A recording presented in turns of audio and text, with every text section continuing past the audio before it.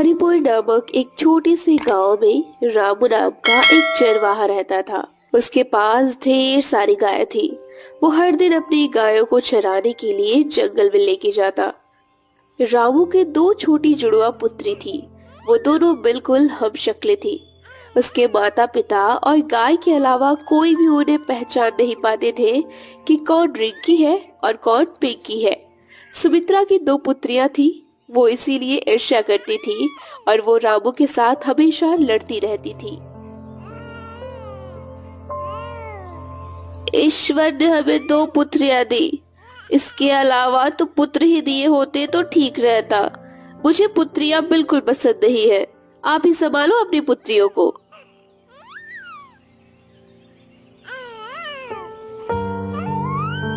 क्यों बेचारी पुत्रियों को देखकर जलती रहती हो पूरा दिन? इन बच्चों ने तुम्हारा क्या बिगाड़ा है?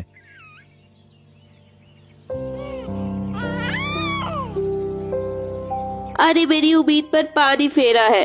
मुझे पुत्र चाहिए थे और ना चाहते हुए भी ये चुड़ैल आ गई। सारे दिन मेरा जान खाया जाती है। आप किसी एक को अपने साथ ले जाओ। मैं दोनों को नहीं पाल सकती। कान खोलकर सुन लो।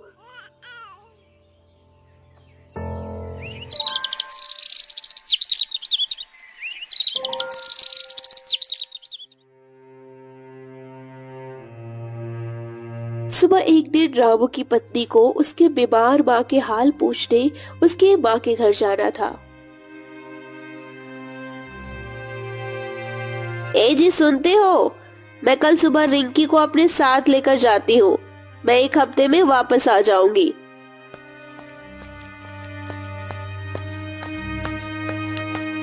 अरे हाँ भाग्यवान, ठीक है, तुम जाओ। मैं सब कुछ संभाल लूंगा और तुम जल्दी वापस आना। हाँ हाँ, क्यों नहीं, मुझे सब पता है।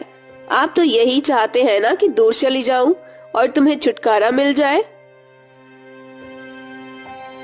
अरे भाग्यवान, तुम हर बात को ऐसा क्यों सोचती हो? ठीक है, तुम्हें ऐसा लगता है तो मत जाओ।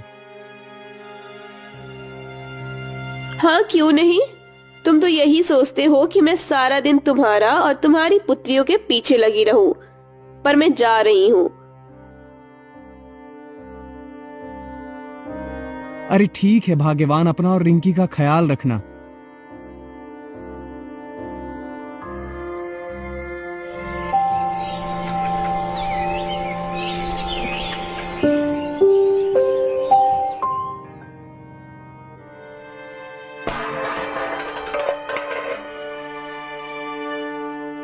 सुबह अगले दिन सुमित्रा सुबह सुबह जल्दी उठकर अपने सारे काम करने के बाद रिंकी को लेकर अपने माँ के घर चली जाती है।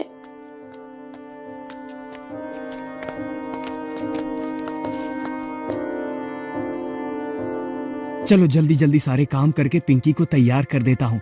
फिर अपनी गायों और पिंकी को लेकर जंगल में चराने के लिए निकल जाऊंगा।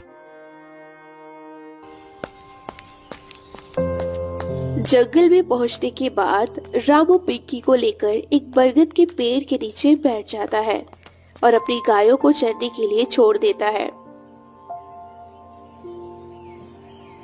रामू सुबह जल्दी उठने की वजह से वहां पेड़ के नीचे रामू को नींद आ जाती है और इतने में पिंकी खेलते खेलते दूर चली जाती है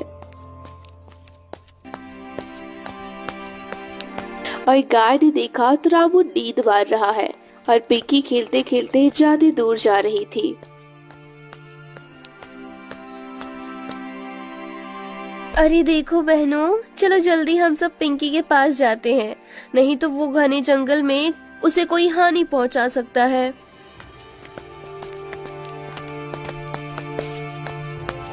विद्या और उसके साथी पिंकी के पीछे पीछे चले गए। पहुंचकर उन्होंने देखा एक खूंखार शेर पिंकी के पास खड़ा था और बोला, अरे वाह, क्या बात है भाई, आज तो शिकार खुद चलकर मेरे पास आया है। वाह, बहुत दिन हो गए इंसान का भोजन करने को मिला नहीं था। इसे तुरंत पहले अपने गुफा में ले जाऊंगा।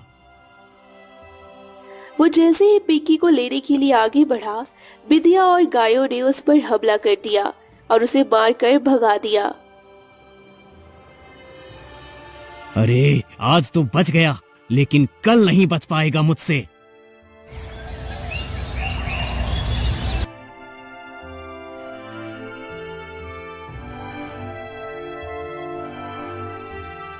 सुबह दूसरे दिन भी वो पिंकी को ले जाने के प्रयास करते, परंतु इस बार भी वो असफल हो गया और दौड़ते दौड़ते बोलता है, अरे बस करो, कितना मारोगी, मुझे चलने लायक तो छोड़ दो।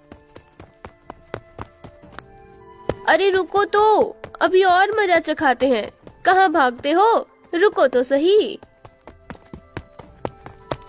अरे मुझे छोड़ दो, मैं फिर कभी नहीं वापस आऊंगा। और अगर फिर वापस आए शेर के बच्चे तो हम तुझे जिंदा नहीं छोड़ेंगे।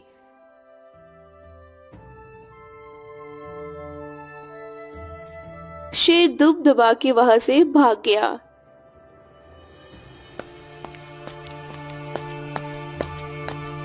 तुम्हें अब और ज्यादा ख्याल रखने की जरूरत है। और सभी लोग घर वापस चले आए।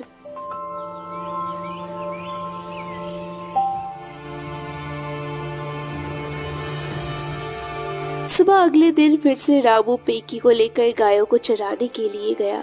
थोड़ी देर बाद वो पिंकी के साथ बैठा था, तब अचानक जोरों की आंधी आई। अरे क्या हो रहा है, मुझे कुछ भी दिखाई नहीं देता। पिंकी, बिंदिया, तुम सब कहाँ हो? रामू ने अपने हाथों से सीता को खोजने की कोशिश की, परंतु उसे पिंकी नहीं मिली। आंधी काफी समय तक रहा। जब वो थोड़ा कम हुआ तो रामू ने देखा, अरे मेरी बेटी पिंकी कहाँ गई? और बिंदिया और सब गायें भी नहीं दिखाई दे रही है। सब कहाँ चले गए हैं? हे ईश्वर, सबकी मदद करना। रामू ने काफी समय तक इधर उधर खोजने की कोशिश की, परंतु उसे कुछ पता नहीं चला। वो मायूस होकर घर वापस आ गया। फिर कुछ देर बाद उसने देखा तो उसकी बिंदिया को छोड़कर कुछ गाय वापस आ रही थी, परंतु बिंदिया और पिंकी नहीं थी। अरे आ गई मेरी गैया, परंतु तुम्हारे साथ बिंदिया और बेटी पिंकी नहीं आई। नहीं, हम तो बड़ी मुसीबत से यहाँ तक पहुँचे हैं। बहुत देर से यही सोच रहे थे पिंकी और बिंदिया कहाँ चली गई हैं। और अगले दिन ही सुमित्रा अपनी माँ के घर से वापस लौटते समय उसके मन में ख्याल आया कि क्यों ना मेरी रिंकी को इस जंगल में छोड़ दूं। सुमित्रा कुछ दूर जाने लगी, परंतु फिर उसके मन में कुछ ख्याल आया और वो रिंकी को लेकर वापस घर की ओर चल पड़ी।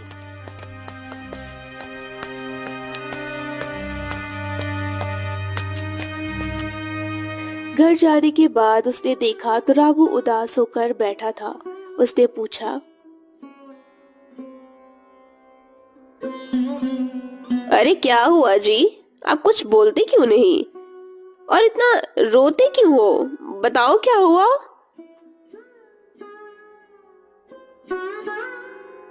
रामू रोते रोते हुए सारी बात सुमित्रा को बताता है। ये सब सुनकर सुमित्रा रोने जैसा नाटक करती है। ए जी, रोइए मत, जो होना था हो गया, अब रोने से क्या होगा? सुमित्रा को तो जैसे पिंकी के गायब होने का थोड़ा भी फिक्र ही नहीं था। रामू ने कई सालों तक पिंकी और बिंदिया को खोजा, परंतु दोनों में से किसी का पता नहीं चला। रामू आसपास शहरों में भी खोजा, परंतु कुछ पता नहीं चला। और बिंदिया पिंकी को लेकर काफी दूर जा चुकी थी।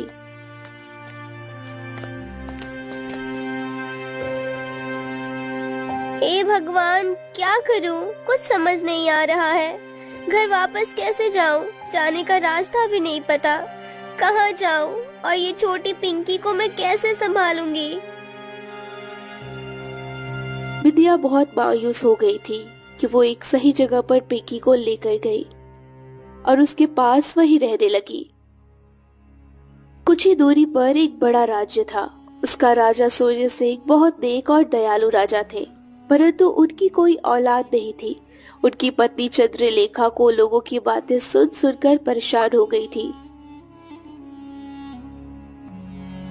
महाराज, कब तक हम दोनों ऐसे निसंतान रहेंगे? क्या हमारी किस्मत में कोई औलाद नहीं लिखी है? क्या हम कोई बच्चा गोद नहीं ले सकते हैं महाराज?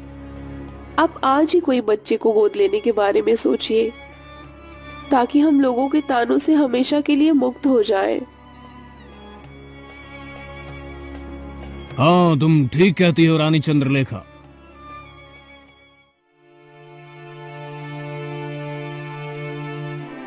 ठीक है महाराज, आप अपना ख्याल रखिएगा।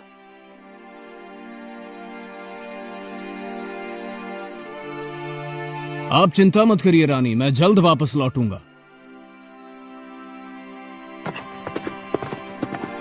राजा सूर्य सिंह रानी चंद्रलेखा का कहा हुआ वचन पूरा करने के लिए बच्चों की खोज में काफी दूर चले जाते हैं।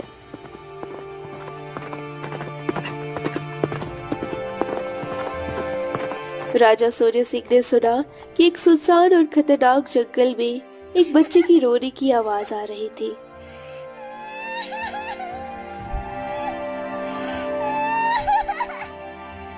अरे, इस समय इस जगह पर बच्चे की आवाज कहां से आ रही है? राजा सूर्य सिंह महाराज अपने घोड़े से उतरे और जिस ओर से बच्चे की आवाज आ रही थी उसी तरफ जाने लगे। थोड़े समय बाद राजा उस जगह पर पहुंच गए जहां से आवाज आ रही थी और वहां पहुंचे और देखकर चौंक गए। उन्होंने देखा कि एक गाय एक छोटे से बच्चे को दूध पिला रही थी।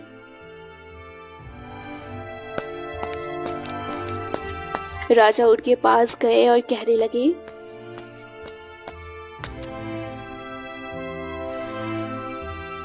हे माता, आप कौन हैं और इस खतरनाक जंगल में इस बच्ची के साथ क्या कर रही हैं?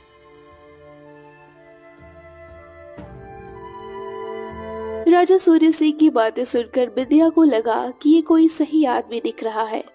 विद्या ने राजा को सारी बात बताई। आंधी आने की वजह से वो दोनों अपने घर वालों का साथ छूट गया और उन्हें घर लौटने का रास्ता भी नहीं पता है। विद्या राजा से पूछती है, परंतु आप कौन हैं? राजा ने विद्या को अपने बारे में सारी बात बताई और कहने लगी, आप कहो तो मैं इस छोटी बच्ची और आपको अपने साथ राजमहल में लिए चलता हूँ। इस शिशु को मेरी पुत्री की तरह रखूंगा और जब बड़ी हो जाएगी तो राजकुमारी बनाऊंगा और मैं आपको भी अपने साथ अपने राजमहल में पूरे ध्यान से रखूंगा।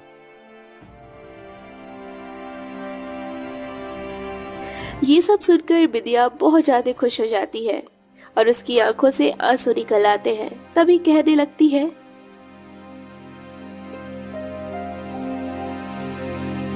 हे राजन, आज ईश्वर ने हमारे पास आपको भेजा है, नहीं तो मैं इस छोटी बच्ची को कितने दिन तक अपने पास रखती। ठीक है राज, मैं तुम्हारे साथ चलने के लिए तैयार हूँ। राजा सूर्य सिंह तो बहुत ही बड़ी मन में खुश हो रहे थे और पिंकी को अपने हाथों में ले लिया। विद्या और पिंकी को अपने राजमहल में ले गए।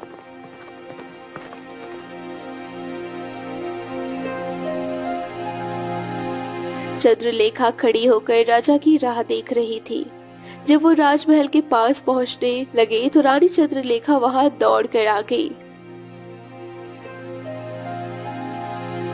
अरे महाराज, आप आ गए।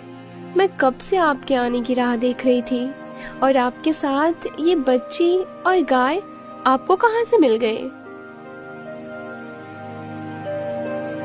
अरे रानी चंद्रलेखा, धीरज रखिए, सारी कहानी बताता हूँ।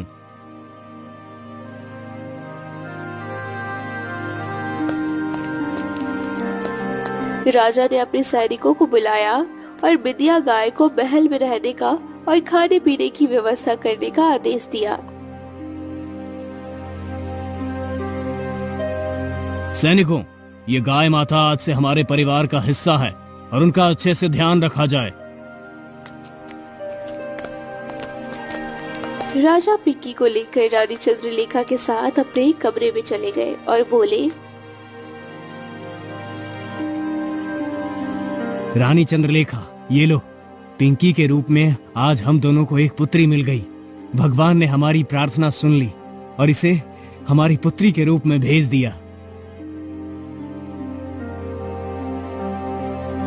परंतु महाराज, ये पुत्री आपको कहाँ पड़ी मिली?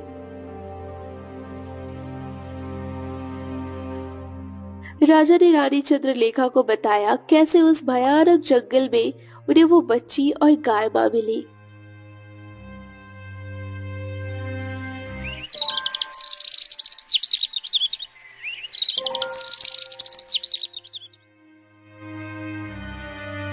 कुछ साल बाद पिंकी बड़ी हो गई थी और पड़ोसी के सभी राज्यों में उसके ही चर्चे होने लगे। पिंकी बहुत समझदार और नेक दिल की थी। पिंकी हर रोज विद्या गाय से मिलने जाया करती थी और उसको खाने के लिए कुछ चारा भी ले जाया करती थी।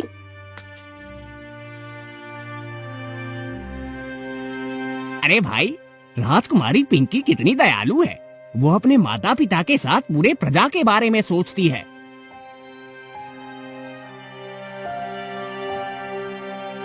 हाँ भाई, सही कहा तुमने।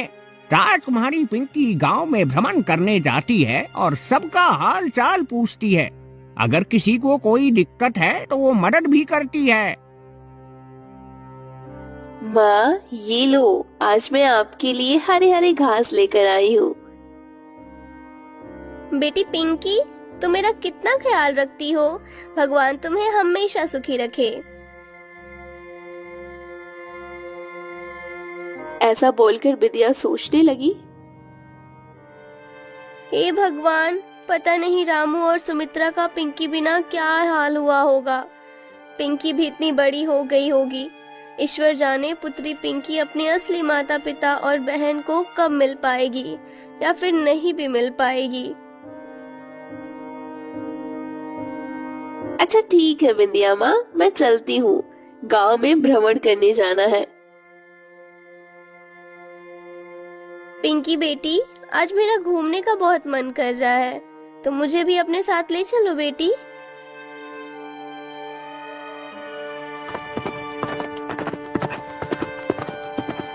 अगले दिन सुबह वो अपने रथ पर बैठकर विद्या गाय को अपने साथ लेकर चलती है। चलते चलते वो बहुत दूर एक खतरनाक जंगल के पास आ पहुंचती है। कितना हरा भरा जंगल है, विद्या देखकर बहुत ज्यादा खुश हो गई। बेटी देखो ना, कितना सुंदर जगह है। तुम यहीं रुको, मैं थोड़ी देर बाद आती हूँ। तुम मेरा यहीं इंतजार करना। ठीक है, परंतु अब जल्दी लौट आना। मैं यहाँ बरगद के नीचे थोड़ी देर आराम करती हूँ। पिंकी पेड़ के नीचे थोड़ी देर आराम करने लगी, तब विद्या जंगल के अंदर जाने लगती है। अरे अरे, आज मेरी पिंकी होती तो वो बिल्कुल रिंकी जितनी होती। कितना अच्छा होता। हे ईश्वर, मेरी पिंकी जहाँ भी हो उसे खुश रखना और मेरी बिंदिया को भी सही सलामत रखना।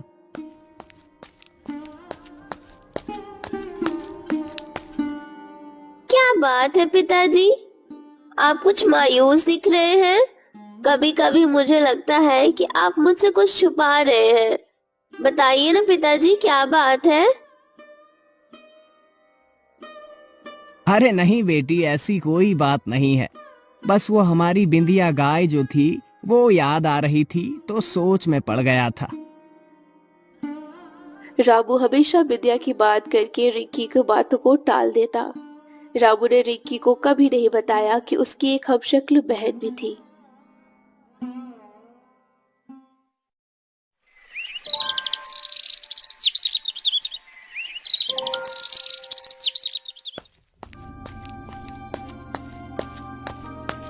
सुबह एक दिन रिंकी के मौसा जी आए।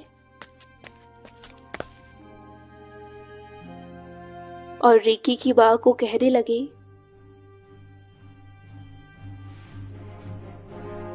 क्या मैं कुछ दिनों के लिए रिंकी को अपने साथ ले जाऊं? अरे मैं क्या बोलूं, रिंकी जाने और उसके पिताजी, पता नहीं दोनों बाप बेटी पूरे दिन जंगल में घूमते रहते हैं। थोड़ी देर में रामू और रिकी जंगल में गायों को लेकर आ गए। लो जी देखो, ये दोनों आ गए, अब तुम खुद ही उनसे पूछ लो।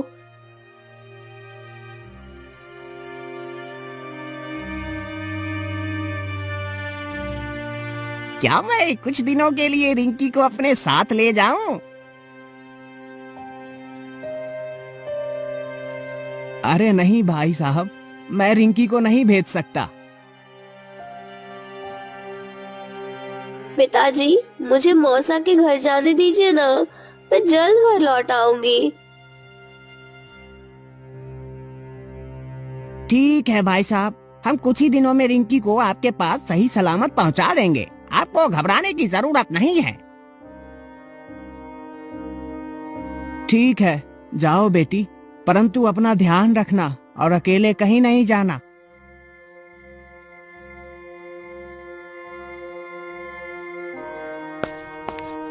सुबह अगले दिन से चलते चलते रिकी और उसके मौसा जब जंगल में पहुंचे तो रिकी बोलती है, मौसा जी, यहाँ कुछ समय ठहरते हैं, मुझे पानी पीना है और भूख भी लगी है। ठीक है रिंकी बेटी, ये ले, तेरी माँ ने मुझे ये 2 फल दिए हैं, यहीं बैठकर खा लेते हैं, चलो।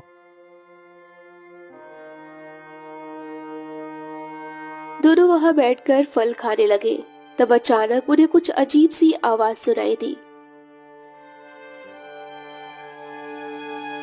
मौसा जी, ये तो कोई मुझे बुला रहा है, परंतु इस सुनसान जंगल में मुझे कौन बुलाएगा।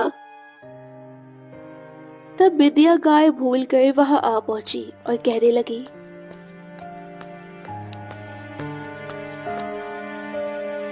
बेटी रिंकी, तू कैसी है? रामू और सुमित्रा कैसी हैं? मुझे तो उनके पास ले चल, बहुत जरूरी बात बतानी है उन्हें। रिकी को शीघ्र ही पता चल गया कि ये विद्या गाय है।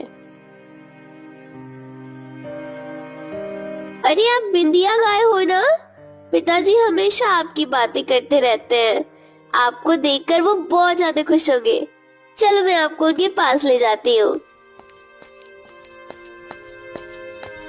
तुरंत रिकी और उसके मौसा जी विद्या गाय को लेकर वापस अपने घर आ जाते हैं।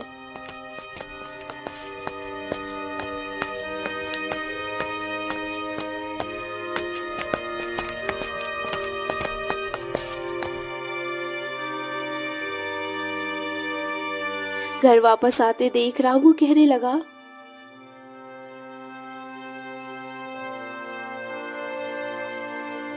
अरे बेटी रिंकी, तुम लोग क्यों वापस आ गए घर?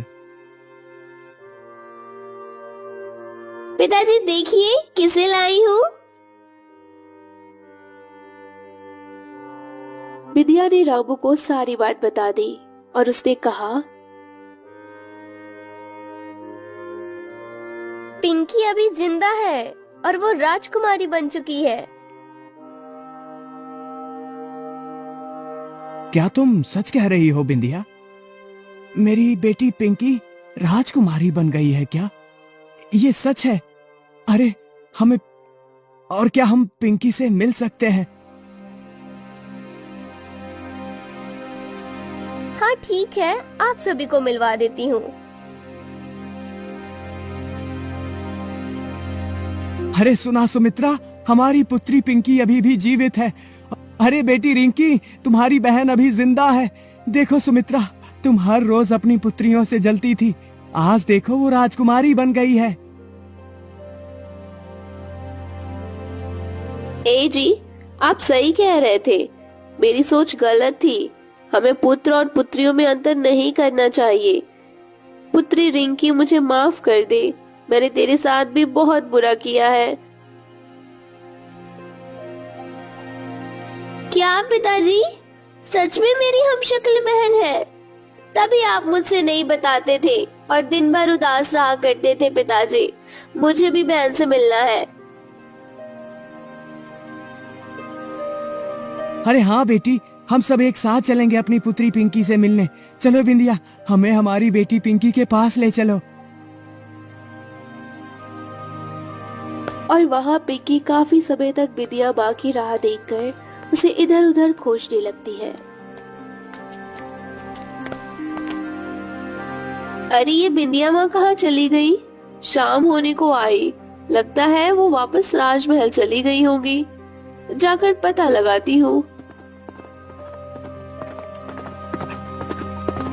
पिंकी ने राजमहल आकर देखा तो बिंदिया गाय नहीं थी। उसने सैनिकों को उसे खोजने का आदेश दिया। इस तरह बिंदिया गाय और रामू, सुमित्रा और रिकी को महाराजा सूर्य सिंह और पिंकी से मिलवाने के लिए निकलते हैं। चलते चलते वो सब जंगल से जा रहे थे। थोड़ा समय विश्राम करने के लिए ठहर जाते हैं। तभी कहीं से वही खतरनाक शेर आता है जो रिकी को बचपन में खाने आया था। अरे ये तो वही कन्या है, आज मेरे हाथों से नहीं बच पाएगी। आज तो मैं इसको अपना शिकार बना लूंगा और बदला लेने का आज बढ़िया मौका है। ऐसा बोलकर वो रिकी को लेकर जाने लगता है। थोड़े समय जाने के बाद रिकी की आंख खुल गई। उसने देखा तो वो घबराकर जोर जोर से चिल्लाने लगी। बचाओ, मेरी सहायता करो, मुझे इस दुष्ट शेर से बचाओ। तभी उधर से एक राजकुमार जा रहा था।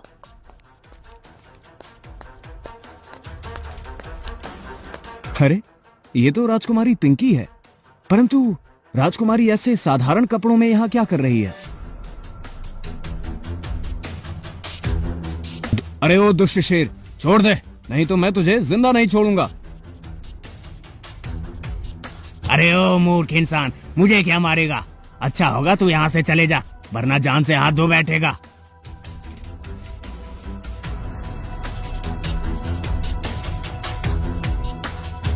फिर राजकुमार और शेर में युद्ध होता है और राजकुमार शेर को मार देता है। तभी वहां पिंकी भी पहुंच आई और राजकुमार देखकर आश्चर्यचकित रह गया। कभी पिंकी को देखा तो कभी रिकी को देखा। रिकी और पिंकी की नजर एक दूसरे पर पड़े। वो दोनों एक दूसरे को देखते रह गई। तभी रिकी अपनी बहन पिंकी से कहती है, मेरी बहन पिंकी, तुम कहाँ चली गई थी? मुझे इतनी खुशी हो रही है, मैं बता नहीं सकती। मुझे बिंदिया गाय ने सब बताया है तुम्हारे बारे में। ये तुम क्या कह रही हो? मुझे यकीन नहीं हो रहा है कि मेरी एक और हमशक्ल बहन है। कुछ ही देर में रामू, सुमित्रा और बिंदिया गाय खोजते हुए वहां पर आ पहुंचे। अरे बेटी, तू ठीक तो है ना? हाँ पिताजी, मैं ठीक हूँ। रिंकी बेटी, ईश्वर का लाख लाख शुक्र है कि तुम सब सही सलामत हो। परंतु मेरे माता पिता ने कभी मुझे ये बात नहीं बताई। बेटी पिंकी, चलो हम सब राज दरबार चलते हैं और वहीं पर सारी कहानी बताते हैं। तुरंत वो सभी लोग राज दरबार जाते हैं। राज दरबार में पिंकी और रिकी एक साथ आगे चलते हैं तो सब लोगों के होश उड़ गए। अरे भाई देखो, ये राजकुमारी रिंकी के साथ उनकी हमशक्ल कौन है और ये सब लोग कौन है? हाँ भाई, मुझे भी ये सब सपना लग रहा है। रिंकी सबको लेकर राज दरबार में चली गई। जैसे ही सब लोग अंदर पहुंचते हैं तो रिंकी और पिंकी को देखकर आश्चर्यचकित रह जाते हैं। पिंकी, ये तुम्हारे साथ कौन है?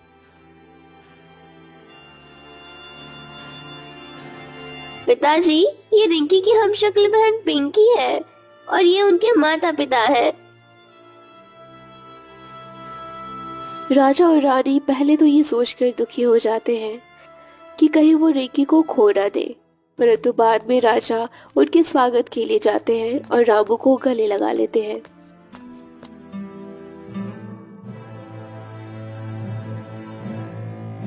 महाशय, मैं आपसे क्षमा चाहता हूँ। हमने आपको खोजने का बहुत प्रयास किया, परंतु जब आप नहीं मिले तो रिंकी को हमारी पुत्री बनाकर हमारे साथ रख लिया। आप बिंदिया गाय से पूछ सकते हैं। हे राजन, आप मुझे शर्मिंदा कर रहे हैं। आपने तो इतना अच्छा काम किया है। मुझे बिंदिया ने सारी बात बताई। मैं आपका जितना धन्यवाद करूं उतना कम है। आज मैं पूरे राज्य में यह घोषणा करता हूं कि अब मेरी एक नहीं दो पुत्रियां हैं और दोनों पुत्रियों का नाम पिंकी और रिंकी है। इस तरह राजा सूर्य सिंह और उनकी दोनों पुत्रियों के साथ साथ उनके माता पिता और बिंदिया गाय राजमहल में खुशी खुशी अपना जीवन व्यतीत करने लगे।